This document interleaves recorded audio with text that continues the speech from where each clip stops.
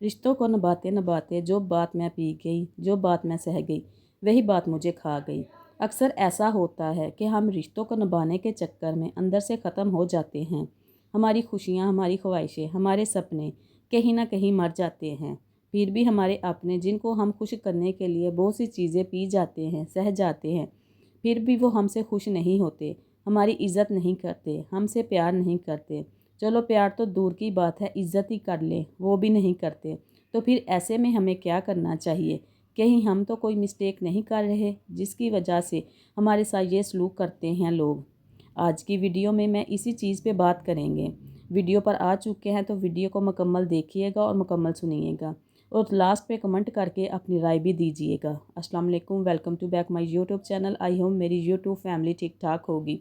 اللہ کا شکر ہے میں بھی بالکل ٹھیک ہوں، آپ لوگوں کے ساتھ کی وجہ سے، آپ لوگوں کی دعاؤں کی وجہ سے۔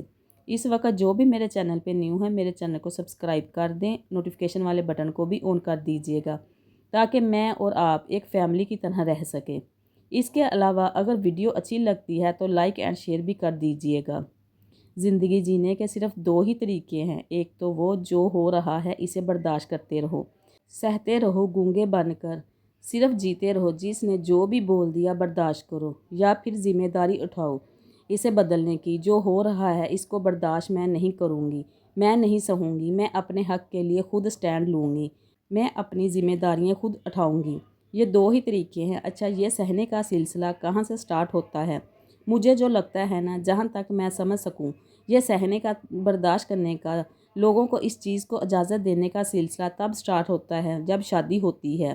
جب نیو شادی ہوتی ہے نا، تو انسان کہتا ہے کہ چلو کوئی بات نہیں، چپ کر کے گونگے بن کے، کسی نے طنز کر دیا، کسی نے مذاق کر دیا، کسی نے کچھ بھی بول دیا، اچھے بننے کے چکر میں نا ہم لوگوں کو بہت آگے تک، دی اینڈ پھر کیا ہوتا ہے، لوگوں کی امیدیں ہم سے زیادہ ہوتی ہے۔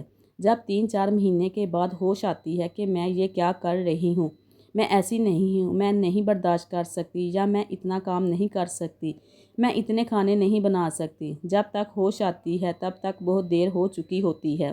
تو مجھے لگتا ہے کہ شادی کے فوراً بعد ہی یہ سلسلہ سٹارٹ ہو جاتا ہے، کیونکہ کچھ قصور ہوتا ہے جو شادی سے پہلے خواب دیکھے ہوتے ہیں۔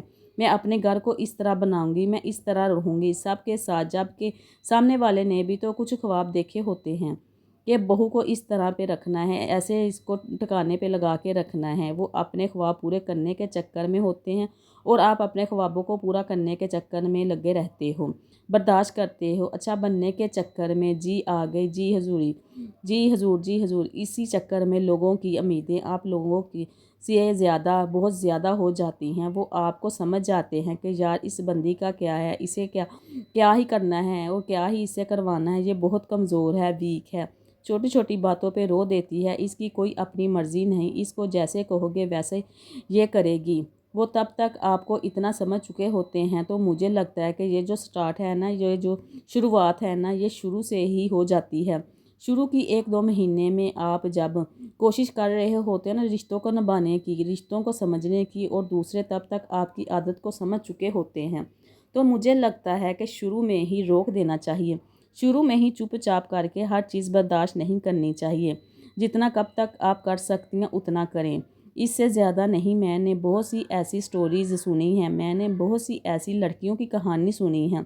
میرے سسرال والے بہت اچھے ہیں، میں کام کرتی ہوں، میں کچن میں جاتی ہوں، میں اتنے کھانے بناتی ہوں، وہ بہت اچھے ہیں، میں چپ کر کے سنتی رہتی ہوں، اور میں حیران رہتی ہوں کہ رب کی بندی، یہ صرف تب تک ہے جب تک تم اچھی ہو۔ تم نے جس دن یہ بول دیا نا کہ آج میں 2 کھانے کی بجائے صرف 1 بناؤں گی، یا میں نہیں بنا سکتی، اس دن ان کے اچھے ہونے کا پتہ چلے گا، اور پتہ چلتا بھی ہے۔ تو مجھے لگتا ہے کہ شروع میں ہی اپنی باؤنڈریز سیٹ کر لینی چاہیے۔ ہمیں کسی کو اس چیز کی پرمیشن نہیں دینی چاہیے کہ وہ آپ کو مذاق کرے، طنز کرے۔ جتنا آپ کر سکتے ہیں اس سے زیادہ آپ پہ برڈن ڈالیں کام کا۔ آپ کو بولنا چاہیے کہ میں یہ کام ختم کرنے کے لیے مجھے 2 کی بجائے 4 ہاتھ کی ضرورت ہے، میری کوئی ہیلپ کرے، میں اتنا کام نہیں کر سکتی، میں یہ نہیں بنا سکتی۔ تو یہاں پہ بھی ایک کمنٹ آئے گا، لازمی آئے گا کہ جب شوہر نہ ساتھ دے، اس میں بھی مجھے لگتا ہے کہ آپ کی مسٹیک ہے۔ جب شروع میں آپ شوہر کی بجائے دوسری چیزوں کی، دوسرے رشتوں کی طرف، دعوتوں میں، ان چیزوں میں آپ توجہ دیتے ہو نا، اپنے مائکے کی یاد آ رہی ہے، مجھے امی ابو کے گھر جانا ہے، مجھے میں نہیں رہ سکتی، میں یہ ہے میں وہ ہوں، ہفتے میں 2 چکر لگ رہے ہیں۔ آپ جب اپنے شوہر کی طرف توجہ نہ دیتی، مجھے لگتا ہے کہ اس میں بھی آپ کی مسٹیک ہے۔ آپ کو شروع میں اس کو جاننے کی ضرورت ہے۔ آپ اپنی بات منوا سکتی ہیں، اپنی بات رکھ سکتے ہیں۔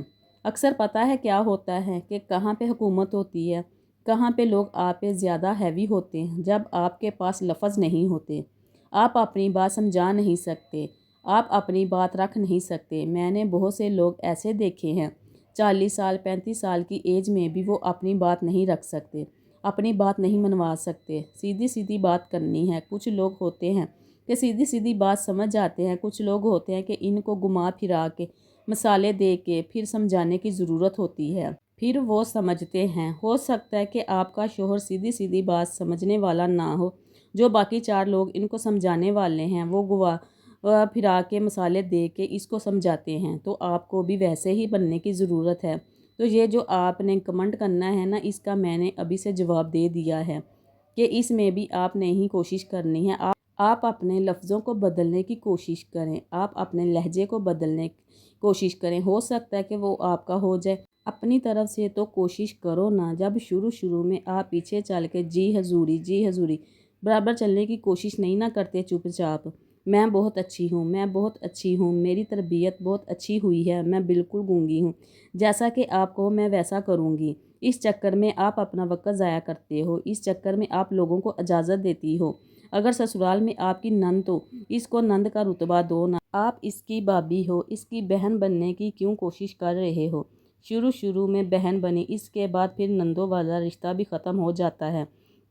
کوئی ہوتا ہے کہ آپ کو آگے آ کے طنز کرے، آپ کو باتیں سنائے۔ آپ نے کیوں کسی کو اتنی اجازت دی ہوئی ہے؟ آپ نے شروع میں پہلی بار ہی کیوں نہیں روکا اس کو؟ پہلی بار ہی اپنی آواز کیوں نہیں اونچی کی؟ آپ نے کیوں برداشت کیا؟ آپ نے جب آپ 1 سے 2 بار برداشت کر لیتے ہو نا، تو اس لیے دنیا صرف ہمت والوں کے ساتھ ہے، کمزور والوں کے پاس نہیں ہے، تو وہ قطراً آپ سے گزر جاتے ہیں۔ لوگ مجھے شروع میں نا، میری شادی کے چند دنوں کے بعد نا، مجھے یہ سبق دینے کی کوشش کی کہ شادی کے بعد 10 سال تو ہر عورت کو ہی برداشت کرنے پڑتے ہیں، جیسا بھی ہو سسرال والوں کے ساتھ۔ میں نے خود سے سوال کیا، میں نے اس کو تو کوئی جواب نہیں دیا، میں نے خود سے سوال کیا کہ کیوں برداشت کرنے ہیں بھئی؟ زندگی کے 10 سال آپ کسی کی زندگی میں سے بھی نکال دو نا، تو پیچھے کیا بچتا ہے؟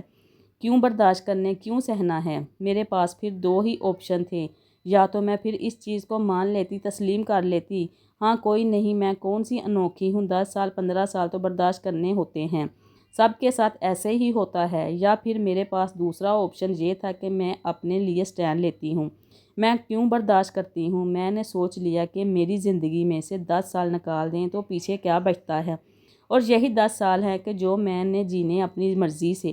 پیچھے تو پھر بچوں اور اس کی تربیت اور ان کی تعلیم، یہ وہ پیچھے تو پھر یہی بچتا ہے نا، تو کیوں بھئی؟ کیوں برداشت کرنے ہیں؟ جو برداشت کرتی ہیں ان میں نہیں ہمت ہوگی، وہ کرتی ہوں گی، وہ سہ سکتی ہیں، ان میں بہت ہی ہمت ہوگی، مجھ میں نہیں ہے، میں نہیں کر سکتی، نہیں سہ سکتی۔ رشتے نبھانے کا، کسی کے ساتھ رہنے کا، کسی کا خیال رکھنے کا، کسی کی کیئر کرنے کا یہ ہرگز مطلب نہیں کہ ہم کسی کو اس کی اجازت دیتے ہیں کہ کوئی بھی آ کے ہم سے بدتمیزی کرے، کوئی بھی آ کے ہم کو طنز کرے، مذاق کرے۔ اس چیز کی ہرگز اجازت نہیں دیتے ہم۔ کیوں دیں بھئی؟ ٹھیک ہے، ہم پیار کرتے ہیں آپ سے، ٹھیک ہے، ہم آپ کا خیال رکھتے ہیں، ہمارا فرض ہے، یا جو بھی ہے، نہیں بھی فرض ہے۔ مجھے تو یہ نہیں سمجھ آتی کہ بیٹے ماں باپ کا فرض کیوں بھول جاتے ہیں۔ جو کام بیٹوں نے کرنا ہوتا ہے وہ امیدیں بہو سے لگا لیتے ہیں، اوپر سے شادی شدہ بیٹیاں آ کر گھروں میں اتنا فساد ڈال دیتی ہیں۔